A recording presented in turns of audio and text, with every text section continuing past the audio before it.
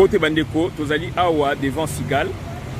Toza awa devant Sigal yango yo. Donc toye ko mobiliser contre concert. Il y a ba MPR. Toye ko mobiliser contre concert, il y a ba MPR. Yango wana donc toye rapidement na Lumbangu penza pour na ko faire passer message. Message yo donc comme la peuple congolais partout place Bazali puisque ezali survie à nation. Survie à nation bande comme sous Bazali ko comprendre ngote ba ko comprendre té mais tout y pas ouais ezali ko passer wana. Yango wana donc tozali na ba bundelipe ya peuple mokonzi ba uti Bruxelles et longo donc tozali ensemble vie die yo commandant Esoye yo et puis papa Aaron Yeyo. Donc voilà toi na Sigal bopé sa message. Ouais. Ouais bandeko vie dit pour les to le matin. Bandeko to ibisa ki binoke to kozana Paris pour la mobilisation. Je pense que makambo izo le kana na Congo ils a ici à apprendre l'écouter. Les Congolais nous sommes conscients na makambo izo le kana mabele la biso. Biso to eko sala devoir na biso au gouvernement Kinshasa donc pour sepela na loi peuple zaïrois, la peuple congolais. Il a préféré ne battre pour na est abini ça le 30 juin. Mais biso tant que peuple conscient na kati ya diaspora et surtout peuple mokonzi. Donc que ba combattant boza ebele ba part de plateforme et tout. Mais tozo senga ba onyo so baza conscient par rapport ya ba bêtise on a ba président Burundi ba comme ofinga biso ke toza ba danser. Olobi awa le 8 juillet. Donc juillet 2002 et 2022 je m'excuse. Biso tout toza awa. De konangai senga congé ya katola kisake toza diaspora o eza na maturité. Les gens diaspora au président Burundi a tout finga té. Alors que ba diaspora 100 millions de Congolais, 80 millions de jeunes, bango tout ba danser. Alors dans le lot. Oui, ça fait 3 jours. Ça veut dire ba considérer plus on a danse. Ba to bazo kufa bozo bina. Ba to baza ko lela boza ko bina. Non, ata ngombe yango ata mundani meme. C'est ba okata kingo alela kati. Mais oya biso bazo bomba bazo biso to binaka. Yango biso to lobi le 8 juillet na le 9 juillet ça veut dire le 8 juillet toza awa na Sigal. Au monde que toza na Sigal awa bana oya impère o baza ba corrompi o baza bato o baza ko sala musala ya Kanambe na Félix balingo bini sabiso awa. Bandi ko na biso soki to ko bina. Esengo ya ndenge makambo zo le kana est. Na ebite soki to ko bina. Ndenge président ya Kenya lobby Sud Kivu Nord Kivu na Ituri et comment on a le but de la bloc avec le 8 dans le 9 juillet 8 juillet on a Sigal ndenge tozali awa toye pona ko motiver bino démobilisation dans la terre biso nyoso tozala awa po to la sabango ke babe mboka oyo bakeke ali biso te biso atofanda awa moko tane ki moninga pe mutu moko ta obangisa moninga donc en tant que marqué de militaire m'a passé mal le pas ya papa Guillaro. Ouais, bonjour, en tout cas, bandeko bino mo bomoni. Toye awa liboso ya la Sigal. Toye kaka na message moko ya makasi. Bandeko toza la biso nyonso blog poto telemela bana o ya génération Fachi. Bango moko balobaki ke bango baza génération Fachi. Et puis mukolo nzembo wana yembango na Swahili. Eza Delka. Bakatela ki 10 ans de prison. Bauti ko alléger peine nango et commis 5 ans. Yende mutwaza vrai patriote ayemba banzembo wana. Les jeunes là bazui même nzembo ba changeango rythme ba yeko yemba ona lingala basali biloko moko na génération Fachi po ba ya kobeta awa vendredi le 8 juillet. Bande koto wana mikolo ya otanga. Eloko ka tozo senga na bande kwa partout.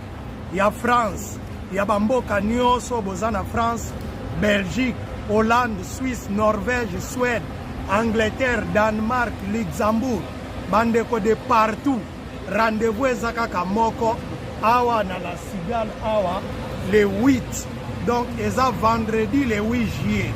Bandeko tozala déjà place à partir ya ba 10h. Po balingi basala keba sala ba je moko ba ko banda ba 12h bakota. Donc tous allons empêcher Batouana Nyonso concert et Kozalaka te et Kotikala Kozalate pour Mutakanga musique et za diaspora. Merci beaucoup Bandeko. On est ensemble avec vous.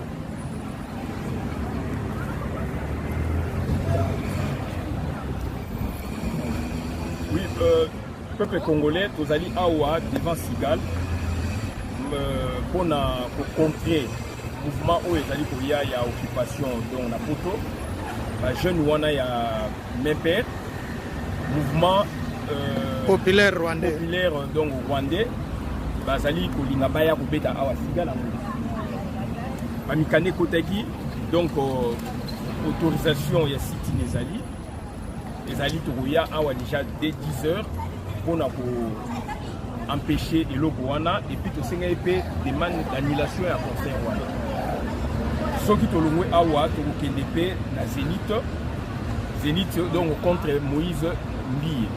Moïse Mbiye bazali batu oyo bango parrain spirituel entre guillemets ya Félix Antoine Tshilombo donc alingi aya a défier biso na kata Paris yango wana tokokende pe to faire passer message donc yangai wabino kisabola bien maman pepe mokozi pepe souverain yango wana donc to faire passer message to sengi na diaspora binonde bakonzi to sengi na diaspora mama papa koko bobima sabana baya awa le 8 juillet à partir de 10h pour empêcher concert wana ya occupation bo moni ndenge mboka eza occupé Rwanda lelo azali ko lelake des escalades et salama président na bino protocolaire azoko koloba eloko bobuti donc monde entier za koloba na landaki lobi na France 24 Sénat américain ba lobi ke ba soda rwandais bazali na kata Congo puis ambassadeur rwandais à l'écart qui va otuni ba question Sénat américain ONU et reconnaître que ba Rwandais mutu bazali ko occuper Congo mais résolution na été donc on a bossé donc ezali koya donc bandeko na ngai c'est un travail soki to lâcher loko na momoyo c'est pas bon et bandeko na biso na est ba yé corps à corps na frontière ba uti ko masoda moko kuna soda à côté li bango kuna na population corps à corps ba okokate ba rone ba faible ba komi kolela. Donc, comment expliquer biso mboka munene boye na peuple oyo baza ba gangster ebele ba biso à genoux? Non. Trop c'est trop d'autres ko tikate to ko lembate to ko pousser bango jusqu'au bout ba komi ko senga des escalades. Yo bango mutu donc ba bloquer mboka na biso. Il faut ko benga na Félix, il faut ko benga na donc Hippolyte Kanambe, ko benga na ba Roubé wa tout le monde faut benga na bango. Le biso na libanda awa toza ko sala o esengeli to sala on est ensemble bandeko toza bazali ko na bosolo na Congo to moni ba preuve et ningisi mokili partout baza ko loba yango na États-Unis donc congrès américain voilà donc o to ega ko loba mais bandeko maître bola uti ko loba aza juriste na biso peuple mokonzi tout ce qui est ba démarche administrative tout ezareka pas naé ati a kotisilia toza na autorisation tout ya côté mais la ko bloquer concert oyo banduku yango ya Beni banduku yango ya Bukavu banduku yango ya Kindu banduku yango ya Ituri en tout cas na bapiki accent sana na détermination yenu ya Goma tunaona kama c'est vrai moko ba patriote unakata la domination ya ba Rwandais juu ya nchi yetu c'est pourquoi tunalomba banduku yango yote ya Baswahili benye munakuwa pa Paris mushikale kwa manyumba unaona kama banduku yetu biko determiné biko nenda tina kwa frontière Dieu a connu Banyarwanda que abana na nguvu ya kutupika sie kama bana dominer Tshilombo na bandugu yake ce n'est pas dire que banesi ko dominer peuple congolais yote non bande ko nazolo baboyo bino moko bomoni peuple na biso koma la kisike message ya diaspora c'est commis to senga peuple na biso alamu bomoni ke peuple na biso akomi premier okati na Rwanda mais biso diaspora bamona ke biso to bandi kobina biso bakolo révolution biso batoto pusaki bango babima lelo bamona ke biso tokoti kobina peuple zaïrois boza la fière na musala o bandeko la biso ya Beni bauti ko sala ya Goma bandeko la biso ya Bukavu balaki ya Uvira balaki sike baza prêt diaspora bokota na kati ya ma manipulation te ke musique non musique awa eza distraction peuple na biso asia ambi komba na biso to appuyer bango na moni o to ko beta wa le 8 et ko boma concert à l'ENEF et ko la musa batu na Kinshasa ndeko nanga soko olingi batu babima il faut boya to beta nini le 8 ans. Il faut qu'on bête bana un père réglementaire de façon KO debout de façon Kinshasa koyamba. Le 30 juin bana Kinshasa concert on a bokende yango te eza concert ezalaki nano ya réconciliation ya wenge Et l'on voit la réconciliation à Wenge et comme ils ont pour soutenir un père et une armée FRDC. Mais ceux qui ont pour soutenir FRDC, bon ils sont bons à production, bon ça va armée. Aussi bon mbongo après boya ko sakana batoke soutien FRDC depuis quand vous avez un concert à réconciliation bino bo stressé beaucoup sakana bato yango tolobi bana Kinshasa concert wana est à la même date où mabanga ekotambola na kati ya stade wana mabanga vraiment mais eloko tozo continuer ko ba fierté mingi na bana est bande ko ba kinois boye bate est peuple na biso asi ambi komba na biso to appuyer bango na moni otoko beta wa le 8 et que bon ma concert à l'ENEF et que là musa batu na Kinshasa ndeko nanga soko olingi batu ba bima il faut boya to beta nini le 8 ans il faut que beta bana un père réglementaire nenge sengeni de façon KO debout de façon Kinshasa koyamba le 30 juin bana Kinshasa concert on a bokende yango te eza concert ezalaki nano ya réconciliation ya Wenge et l'on voit la réconciliation à Wenge et comme ils ont pour soutenir un père et une armée FRDC. Mais ceux qui ont pour soutenir FRDC, bon ils sont bons à production, bon ça va armée. Aussi bon mbongo après boya ko sakana batoke soutien FRDC depuis quand vous avez un concert à réconciliation, bino bo stressé que beaucoup sakana bato. Yango tolobi bana Kinshasa, concert wana est à la même date où mabanga ekotambola na kati ya stade wana. Mabanga vraiment. Mais eloko tozo continuer ko ba fierté mingi na bana est bande ko ba kinois boye bate est c'est telemi botala nyonso ezo le kana Congo politicien mo bazolo bate Kagame a défié biso na ba moyen tout Congolais mo bazolo bate siko ba mona biso bato to tia Kagame a genou awa libanda ba mona ke biso toke kobina ngo biso tolobi concert ko beta te le 8 juillet le 9 juillet na Zénith le 8 awa na Sigal bande ko boya ebele. Bon, ça l'influencé na bateau, nous sommes au concert, on a un impact et ça a un impact parce que les amis ça là rwandais. Nous avons monique ba jibe na ba wela comment bazo tinga ma concert beta. Ça veut dire il y a quelque chose derrière des concerts. Concert beta alors que les am wengeti.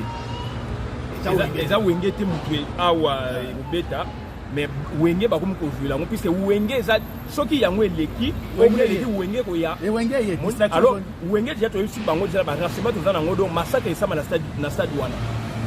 Donc, bana beaucoup yukota concert wana te tata mama vansa bana na ndako puisque mubulu e ko bana concert wana nazo bakisaka oyo bana kini osala ndenge bana goma basali omone babandi ko attaquer dans ba frontière partout bino tout botelema bokota na manipulation ya Félix Tshilombo.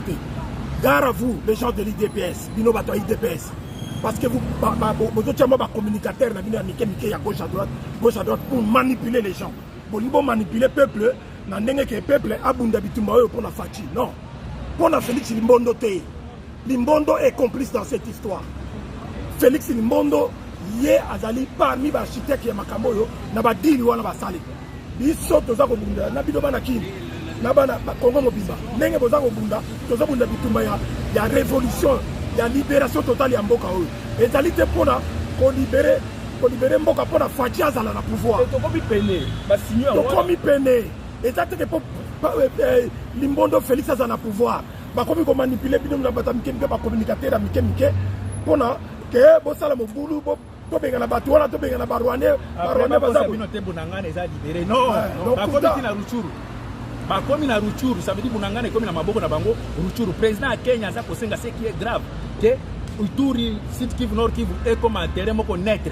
Ça veut dire armée na biso ozali suku na te, gouvernement na biso contrôler sur espace wana te, banani balingi ba contrôler ngo armée ougandaise, burundaise, kenyane. Ça c'est quoi ça? Bande ko boya le 8, il faut to frapper un père. Voilà. Faut to frapper un père les neuf ko boya la bino. Boya ebele bande ko ngai, Zambia pambola bino. Boya pe lokola mibali. Boya lokola mibali. Les bola ko continuer. Bande ko boya lokola mibali, papa arope alo. Ouais, bande ko na servino moko bomoni. La cigale yangoyo toye awa poto passer message. La cigale et la fourmi. Bande ko en tout cas boya ebele rendez-vous moko kaka le 8. Boya ebele soki to lisi le 8. C'est que les 9 ils ont déjà gagné d'avance. Ouais. Donc bande ko to continuer ko tinda ba mail, to benga ba préfecture, to benga na ba palais de l'Élysée, to benga partout. Ils ont fait ba machine auto utiliser pour la Batouana, surtout la préfecture. Na deuxième numéro et Baki Samaki.